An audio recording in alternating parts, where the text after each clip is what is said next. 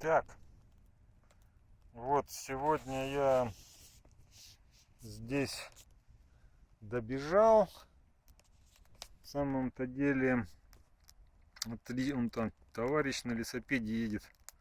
Круто.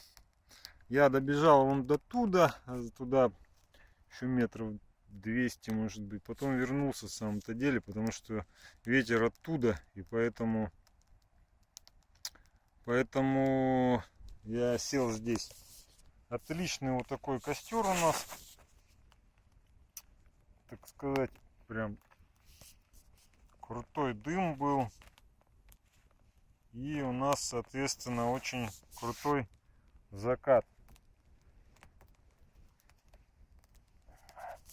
Костер прям такой очень живописный. Здесь людей практически нет, поэтому как-то очень круто может получиться что-то. Да, в общем, да. О чем мне хотелось рассказать сегодня? Про политику достаточно. В общем, сегодня хотел, тема такая интересная, про пограничников. Ну, как бы, как сказать-то, понятно, что пограничники, ну, опять же, надо понимать, что я не специалист, но когда так пообщаешься с некоторыми людьми, которые предположительно чем-то обладают подобным, то немножко поизучаешь.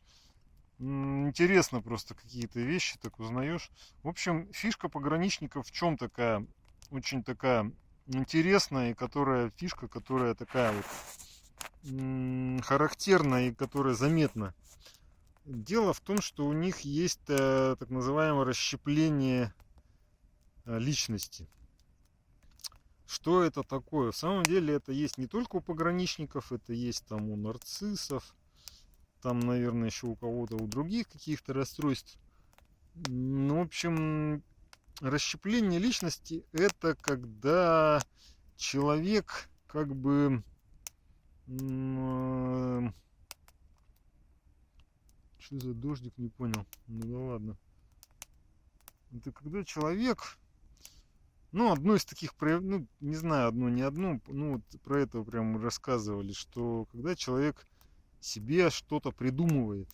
Ну, то есть человек, скажем так, адекватная личность, она развивается в детстве, понятно, все это, психика-то создается нормальная, то есть когда там нормальные родители, когда какие-то логичные вещи, все нормально. А у пограничников там в детстве возникает другая вещь. У них чисто вот на психологическом, не на логическом, а на психологическом уровне закладывается, что, кстати, ну это я вот раньше, кстати, начал записывать, и закат идет опять в дымку, в тучи.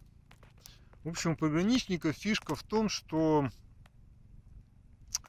это какая-то нелогичность поведения родителей. Ну, например, за одно и то же могут и поругать сильно, и там наоборот поощрить.